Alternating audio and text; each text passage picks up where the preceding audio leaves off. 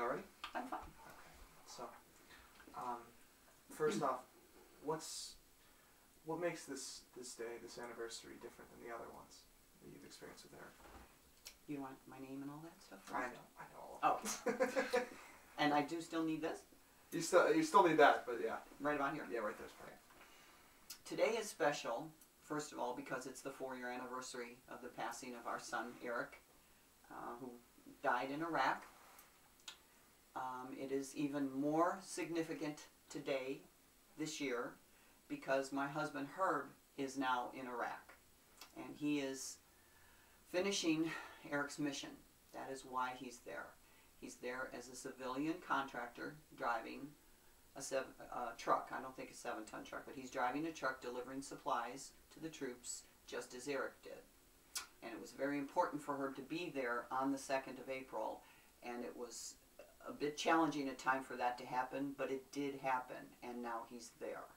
And that's very, very special for both of us. What does it mean to you that you're able to remember Eric not only here, but now Herb's able to remember him as well? It means a lot to me because now I have 2 heroes in my life. My husband, well, my son, of course, is my hero. He's always going to be my hero. But now my husband is also my hero, but I'm calling him a giant because what he's doing is selfless and caring and very generous of him to sacrifice the time away from us, from our marriage, for 1 year to complete Eric's mission. And he feels that he's in a position to do it because he drives a truck for a living and he's there. So it's very, very important to me. How much does it mean to you that every anniversary you guys make such a huge effort to keep Eric's memory alive, and that obviously you do it year-round, but especially in the anniversary, how important is that? Well, today one of the things I'm going to do today, I have 20 boxes in my basement that I still need to finish customs forms for, but the customs forms take about 5 to 10 minutes a piece, so that's a little time-consuming. But more importantly, they're not really going to go anywhere until we get some funds, because the account is very, very low. Donations have not been coming in as quickly as I would have liked.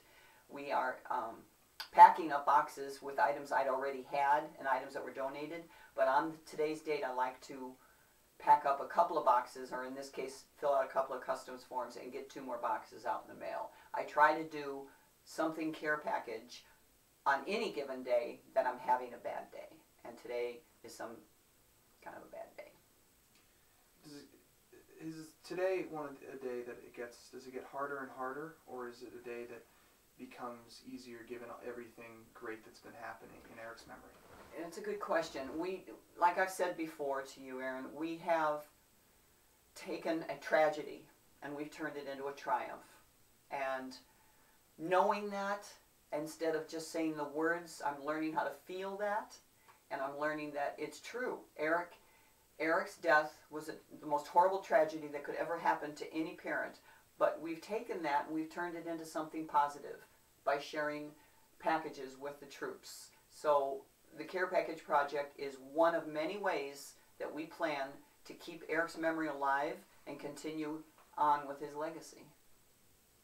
Is there anything else that you would like to add? You'd mentioned there was something before you wanted to talk about in the kitchen. Yes, today, I guess maybe because of Facebook, I think that's why, but today I posted some things on Facebook about Eric's passing, and I posted some pictures and some prayers, and I thanked everyone for praying for us, and for her because he's over there, and for me because I'm home alone. No, I'm not alone. I have friends that have called me, and my family. I'm not alone, but my husband's not with me.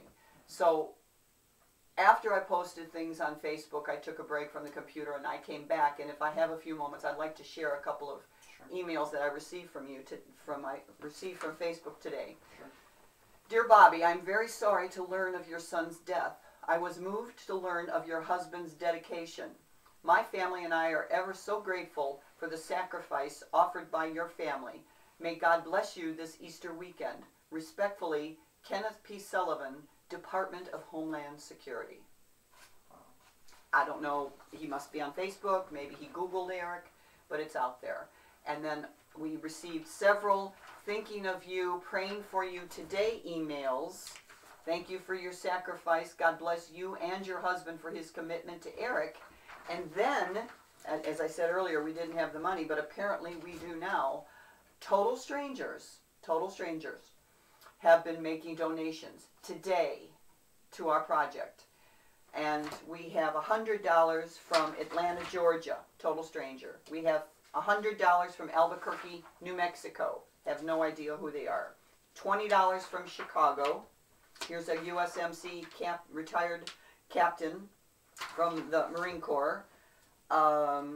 Cranberry Township, Pennsylvania, $20. I don't know who they are. Chesterton, Indiana, $50. I don't know who they are. And the rest of them are thinking of you messages.